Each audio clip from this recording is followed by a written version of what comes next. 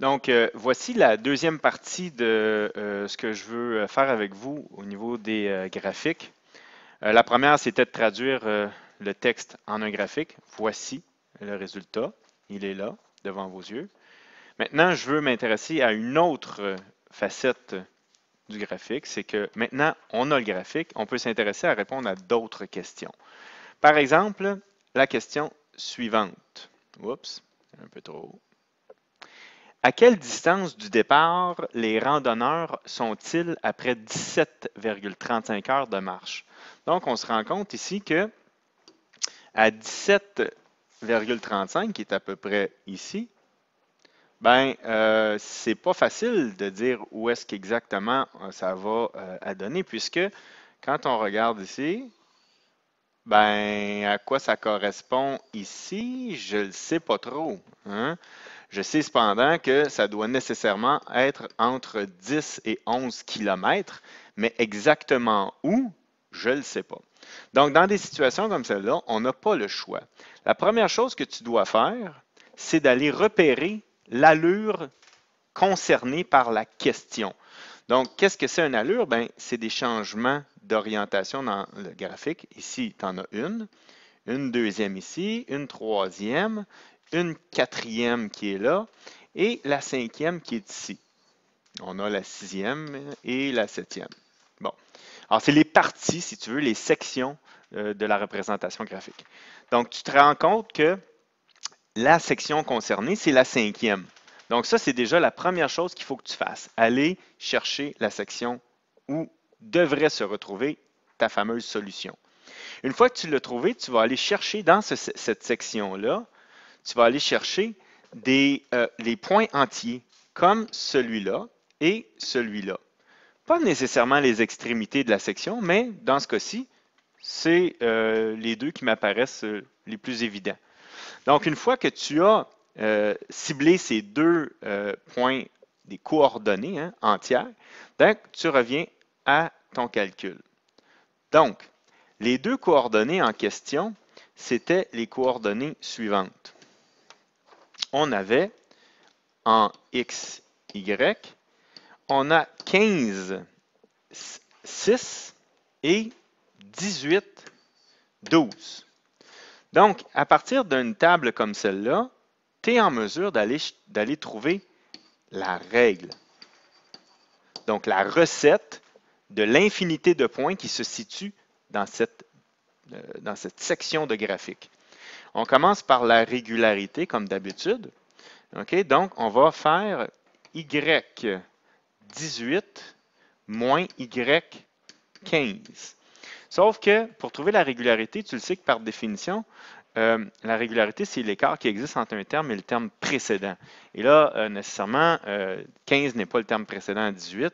Donc, il faut, à ce moment-là, diviser par le nombre de bons qui existent entre 15 et 18, puisque la régularité, c'est l'écart créé par un seul bon. Donc, nous ici, on a de 15 à 16, de 16 à 17 et de 17 à 18. Donc, il y a 3 bons à effectuer pour justement justifier le passage de 6 à 12. Donc, ce qu'on va faire, nous, on va diviser par 3. Et à ce moment-là, on va avoir la valeur d'un seul bon. Donc, Y18, c'est 12 moins 6, tout ça divisé par 3. Et ça, ben, ça me donne 6 sur 3, qui est 2. Donc, une fois que j'ai ma régularité, je vais commencer ma règle par y est égal à 2x plus mon ajustement que je ne connais pas. Donc, je vais remonter dans ma table et je vais aller prendre y15. y15, je sais que x donc vaut 15 et mon ajustement, c'est mon inconnu. Mais heureusement, Y15, je sais ce que ça vaut. Hein? Ça vaut quoi? Ça vaut 6. Donc, je viens ici, je mets 6 égale à 2 fois 15, 30, plus un ajustement. Donc, je résous cette équation en soustrayant 30 de chaque côté. Et j'obtiens mon ajustement qui est de moins 24. Ça me permet donc de compléter mon information est d'obtenir ma règle y égale à 2x moins 24. OK? Donc, 2x moins 24 étant la règle de cette section de graphique. Maintenant, je n'oublie pas ma question. Ma question, c'est à quelle distance du départ les randonneurs sont-ils après 17,35 heures? Faites attention, 17,35 heures, ce n'est pas 17 heures et 35 minutes. OK? C'est 17 heures et 35 centièmes d'une autre heure. Donc, c'est 35 centièmes de 60 minutes. Donc, vaut mieux pour tout de suite le laisser le laisser en heures et travailler avec ça. Donc, une fois que tu as ta règle, tu vas tout simplement trouver le Y qui est associé à 17,35 heures. Puisque là, c'est l'équivalent d'aller trouver le terme à partir du rang. Et donc, en faisant ce calcul, tu vas obtenir 10,7. Donc, 10,7, dans ce cas-ci, c'est des kilomètres. Et là, tu vas aller valider si visuellement, ton 10,7 km, ça fait du sens avec le graphique que tu as construit tantôt.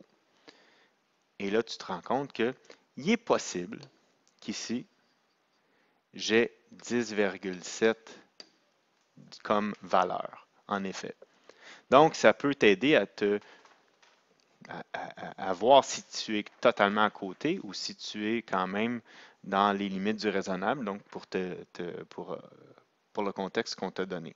Donc, à 10,7 km, je pense qu'on est pas mal près de notre réponse visuelle qu'on avait fait au départ. Donc, j'espère que cette capsule-là va vous aider à déterminer à partir d'un graphique une donnée qui est non entière.